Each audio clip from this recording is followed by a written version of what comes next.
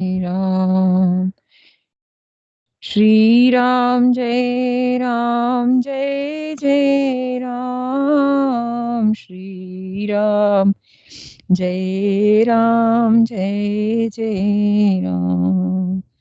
श्री राम जय जय राम।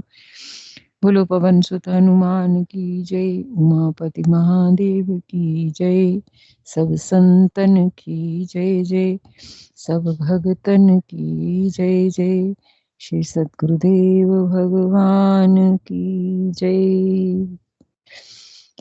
गंगा मैया की जय हो, जय माँ गंगे हर हर गंगे, जय माँ गंगे हर हर गंगे, जय माँ गंगे हर हर गंगे, जय माँ गंगे हर हर गंगे। जय सिया राम।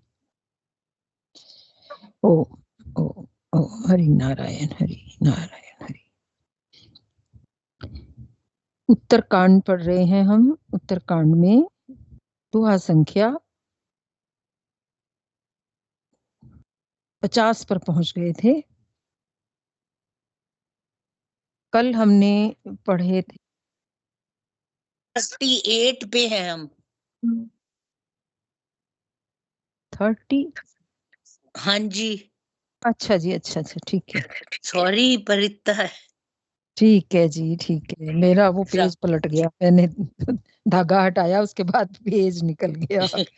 नहीं हो रही बहुत मजा। राम राम जी। हाँ जी, राम राम जी।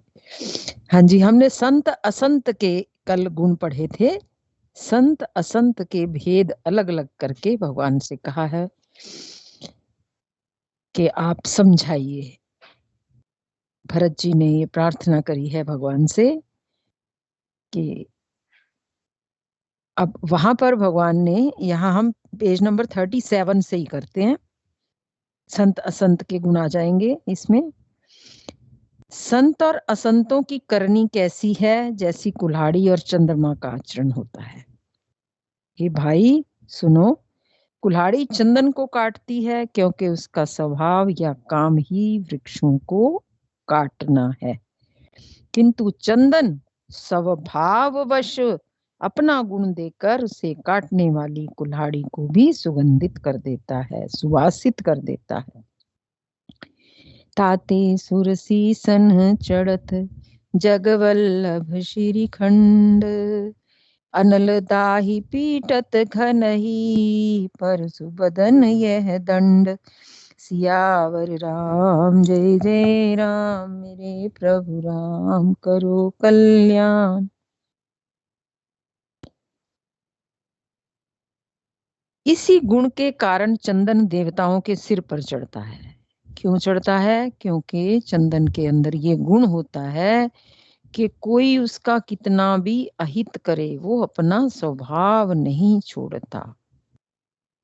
इस गुण के कारण चंदन जो है वो देवताओं के सिर पर चढ़ता है और जगत का प्रिय हो रहा है, सब उसको अपने मस्तक पर धारण करता है।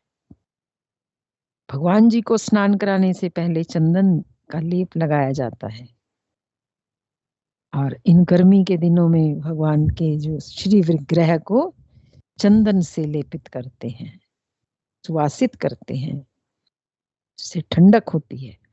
कहते हैं इसी गुण के कारण चंदन देवताओं के सिर पर चढ़ता है, जगत का प्रिय हो रहा है। और कुल्हाड़ी जो दूसरों को काटने का कार्य करती है, उसके मुख को ये दंड मिलता है कि उसको आग में जलाकर फिर घन से पीटते हैं।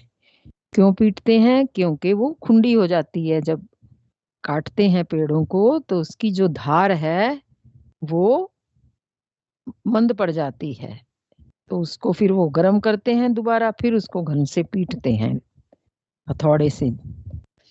ये जो है उसका फल है कि दूसरे को नुकसान पहुंचाने का जो कार्य करता है उसको दंड दिया जाता है। ये संसार ही दंड दे देता है। विषय अलंपट सील गुना कर, पर दुख दुख सुख सुख देखे पर, समभूत रिप विमद विरागी, लोभामर्ष हर्ष भय त्यागी। संत विषयों में लंपट नहीं होते, लिप्त नहीं होते, शील और सद्गुणों की खान होते हैं। उन्हें प्रायः दुख देखकर दुख और सुख देखकर के सुख होता है। दूसरे के दुख में वो दुखी हो जाते हैं, सुख में सुखी नहीं। ये नहीं कि दूसरा दुखी हो रहा है तो खुद आनंद करे कि इसने मुझे दुख दिया था या इसने दूसरों को दुख दिया था तो इसको दुख हो रहा है तो हम खुश हो जाएं कि हाँ इसको फल मिल रहा है। नहीं, वो संत जो है वो चाहे कोई कितना ही उसका हित करे फिर भी वो दूसरे को सुखी ही देखना चाहते हैं, दूसरे के दुख को दूर करना चाहते हैं। ये संतों की स्वभाव में शामिल होता है।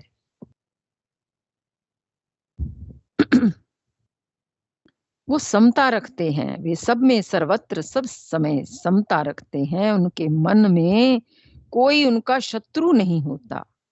वे मद से रहित और वैराग्यवान होते हैं तथा लोभ क्रोध हर्ष और भय का त्याग किए हुए रहते हैं। उनको लोभ नहीं होता कोई भी, ना उनको किसी पर क्रोध आता है, और वो हर्ष और भय का त्याग किए हुए रहते हैं। उन्हें किसी बात पे अत्यधिक हर्ष भी नहीं होता और ना वो किसी बात से ज्यादा शोक मगन भी नहीं होते। समता की स्थिति में रहते हैं। कोई कोई महापुरुष ऐसे होते हैं जो बहुत बड़े कष्ट आने पर भी अपनी स्थिति से जरा भी डिगते नहीं,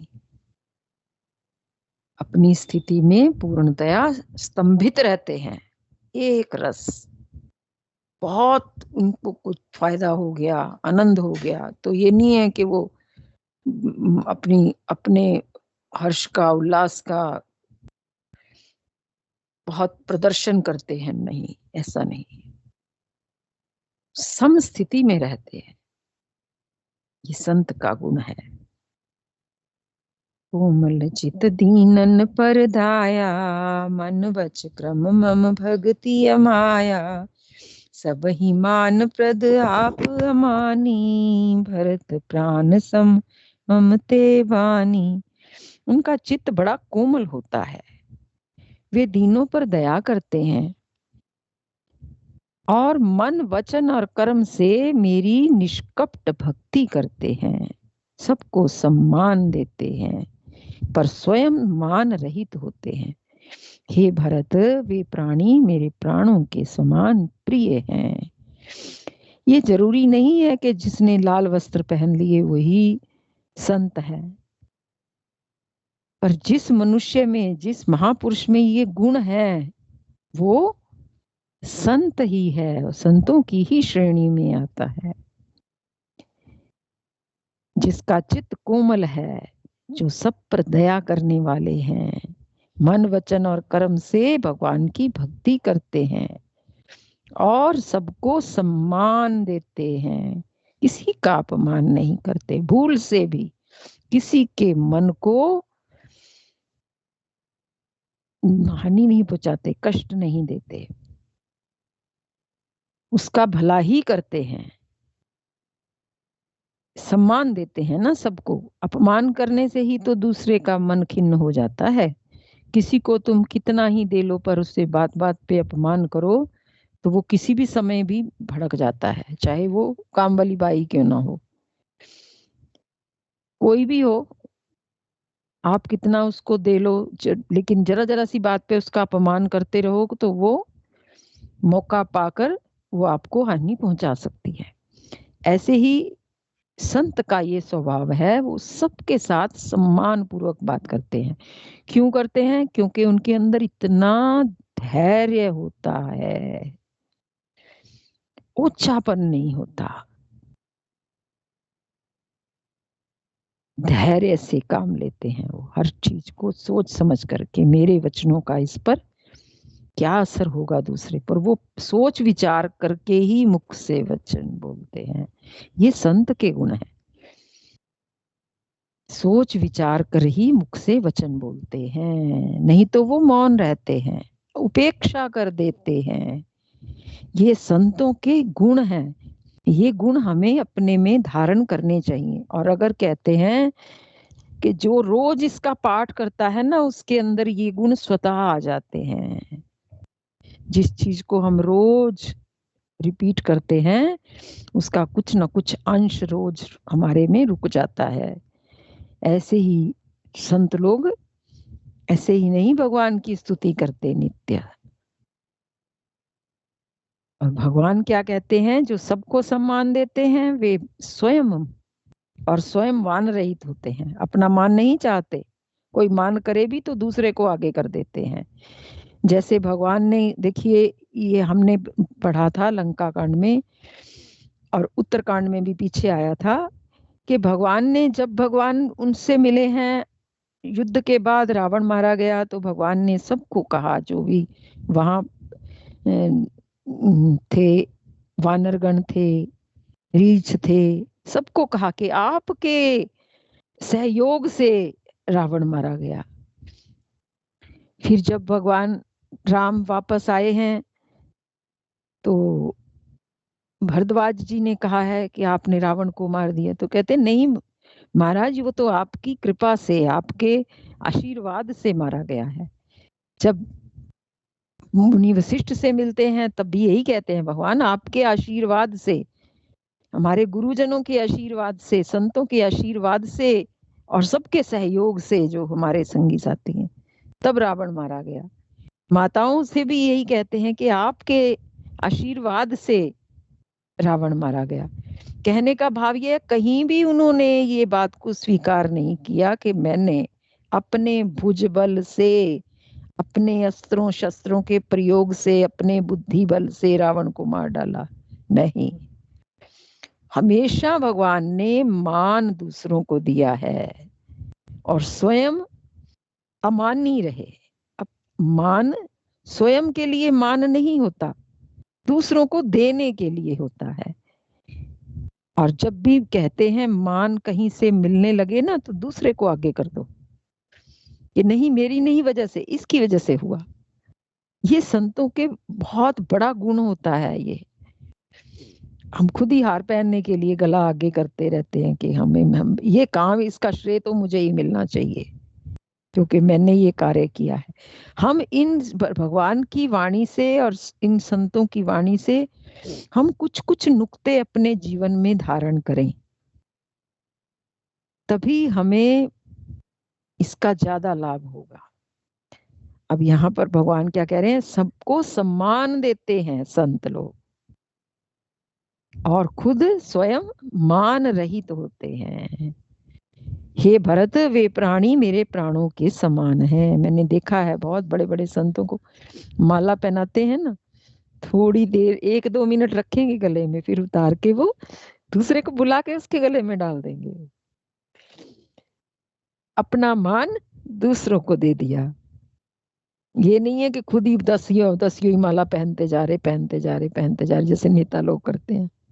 नहीं, वो तो अपनी माला 1 मिनट भी, मैंने ज्यादा कह दिया, उसी समय उतार के किसी के गले में डाल देंगे। ये ले मान, सम्मान के उनको इच्छा ही नहीं होती संतों को। भगवान कहते हैं कि हे भरत, ऐसे संत जन, ऐसे भक्त मेरे प्राणों के समान प्रिय हैं। विगत काम मम नाम परायण, शांति बिरति भिन्नति मुदितायन, शीतलता सरलता मयत्री, द्विज पद प्रीति धर्म जन्यत्री। उनको कोई कामना नहीं होती, वे मेरे नाम के परायण होते हैं। कामना कोई नहीं होती और नाम के परायण होते हैं, मेरे नाम का ही आश्रय लेते हैं। शांति, वैराग्य, विनय और प्रसन्नता के घर होते हैं। एक एक लाइन में हीरे मोतियों के से शब्द हैं, ये इतना वजनदार शब्द हैं। कहते हैं उन संतों को कोई कामना नहीं होती है, हमसे कोई कामना रखते हैं संत लोग? बिल्कुल भी नहीं। महाराज जी को हम क्या दे रहे हैं? कुछ भी नहीं। और महाराज जी हमारे लिए अपना सारा कार्य छोड़ करके अपनी स्थिति से, अपने जैसे कहते हैं ना, कोई किसी की मदद करने के लिए कोई किसी को उठाता है ना, उसको स्वयं नीचे आना पड़ता है। जैसे संत लोग हमें समझाने के लिए अपनी स्वयं की परब्रह्म में जो स्थिति है उससे नीचे उतर करके हमारे लेवल पर आकर के हमें समझाते हैं। वरना वो तो परमानंद में मगन रहते हैं संत लोग, वो अपने उच्चतर स्वरूप में मगन रहते हैं। लेकिन हम सबके लिए संत लोग कहते हैं, कोई नीचे गिरा पड़ा हो ना, तो उसको उठाने के लिए खुद भी नीचे बैठ करके, झुक करके, तब वो नीचे वाले को उठाया जाता है। ऐसे ही संत लोग हमारे लेवल पे आकर के, हमारी स्थिति के बराबर आकर के ही हमको उठाते हैं कि नहीं, तुम यहाँ गलत हो, तुम ऐसे करो तो ज्यादा सही है। महाराज जी कई बार बताते हैं कि तुम लोग जिस चीज को सत्य मानने बैठे हो, जिसका आश्रय लिए बैठे हो, वो सत्य नहीं है, सत्य नहीं है। क्योंकि उन लोगों ने इस चीज को महसूस किया होता है, तभी वो बता पाते हैं। कहते हैं ये सब लक्षण बसे ही जासुर है नहीं, विगत काम मम नाम परायण। भगवान के कहते हैं वो मेरे नाम के परायण होते हैं, शांति वैराग्य विनय और प्रसन्नता के घर होते हैं। उनमें शीतलता होती है, सरलता होती है, सबके प्रति मित्र भाव होता है, और ब्राह्मणों के चरणों में प्रीति होती है। वे धर्म को उत्पन्न करने वाली है। ब्राह्मण के चरणों में प्रीति धर्म को उत्पन्न करने वाली है। क्योंकि ब्राह्मणों के चरणों में प्रीति करेगा तो उनका आदर करेगा जो भी व्यक्ति, उनसे कुछ शास्त्रीय वचन ही सुनने को मिलेंगे। क्योंकि जो ब्राह्मण हैं वास्तव में वो ब्रह्म भगवान जी का मुख है, भगवान जी का मुख है ब्राह्मण, क्षत्रिय भुजा है, और जो शूद्र हैं वो चरण हैं। तो ब्राह्मण कौन है? भगवान का मुख है। तो ब्राह्मणों के चरणों में प्रीति होती है जो धर्मों को उत्पन्न करने वाली है। ये सब लक्षण बसे जासुर, तात जाने तात संत संतत फुर, समधम नियम नीति नहीं डोलही, पुरुष वचन कबहू नहीं बोलही। हे तात, ये सब लक्षण उसके हृदय में बसते हों, उसको सदा सच्चा संत जाना, सदा सच्चा संत जानना, जो शम दम नियम और नीति से कभी विचलित नहीं होते और मुख से कभी कठोर वचन नहीं बोलते। ये हैं संतों के गुण। अब आगे भगवान ने दोहा संख्या 38 में कहते हैं, निंदा स्तुति उभय सम, ममता मम पद कंज, ते सज्जन मम प्राण प्रिय, गुण मंदिर सुख पुंज, सियावर राम जय जय राम, मेरे प्रभु राम करो कल्याण। जिन्हें निंदा और स्तुति दोनों समान है, और मेरे चरण कमलों में जिनकी ममता है, वे गुणों के धाम और सुख की राशि संत जन मुझे प्राणों के समान प्रिय हैं। वे संत जन मुझे प्राणों के समान प्रिय हैं। सुनहु असंत ही केर स्वभाव, भूले संगति करे न काऊ, तिनकर संग सदा दुखदाई, जिम कपलई घालई हर हाई। अब असंतों का स्वभाव सुनो, कभी भूलकर भी उनकी संगति नहीं करनी चाहिए। उनका संग सदा दुख देने वाला होता है।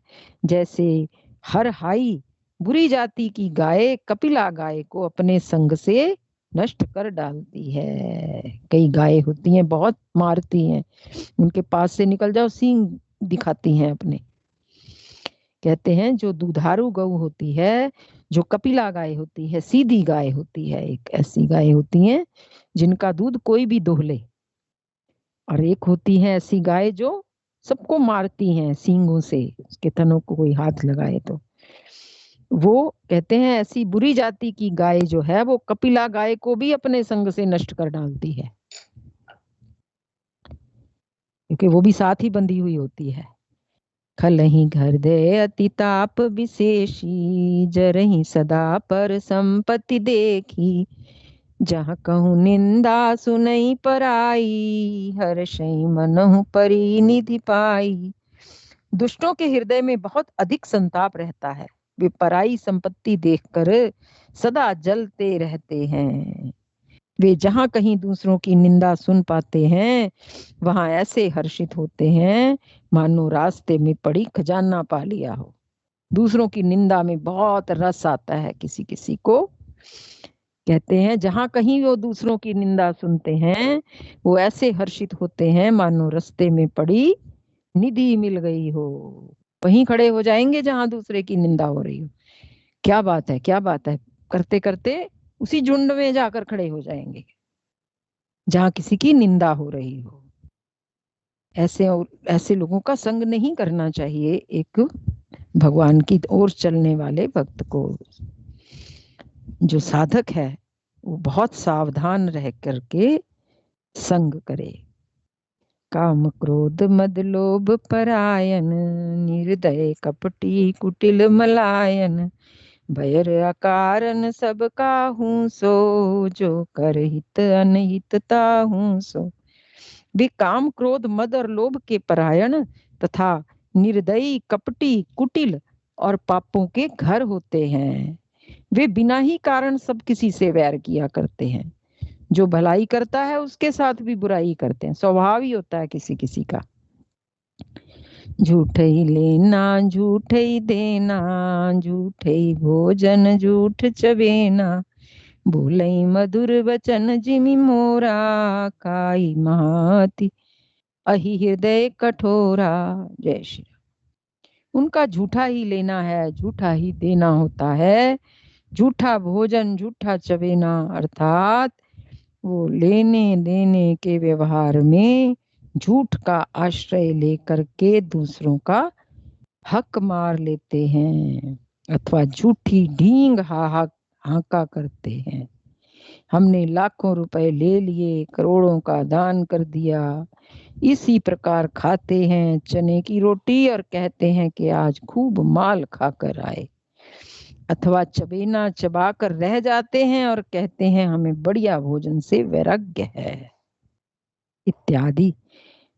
मतलब ये है कि वे सभी बातों में झूठ ही बोला करते हैं। जैसे मोर बहुत मीठा बोलता है परंतु उसका हृदय कठोर होता है कि वे महान विषैले सांपों को भी खा जाता है, वैसे ही वे भी ऊपर से मीठे वचन बोलते हैं पर हृदय के निर्दयी होते हैं। दोहा संख्या 39। पर द्रोही पर दार रत, पर धन पर अपवाद, ते नर पावर पाप में, देह धरे मनुजाद। सियावर राम जय जय राम, मेरे प्रभु राम करो कल्याण। वे दूसरे से द्रोह करते हैं और पराई स्त्री, पराये धन तथा पराई निंदा में आसक्त रहते हैं। वे पामर और पापमय मनुष्य नर शरीर धारण किए हुए राक्षस ही हैं। ऐसे मनुष्यों का संग नहीं करना है। इसी दोहे पर विश्राम। 39। श्री राम जय राम जय जय राम, श्री राम जय राम जय जय राम, सीताराम जय सीताराम, सीताराम जय सीताराम। जय गंगा मैया की जय। हर हर गंगे, हर हर गंगे, हर हर गंगे।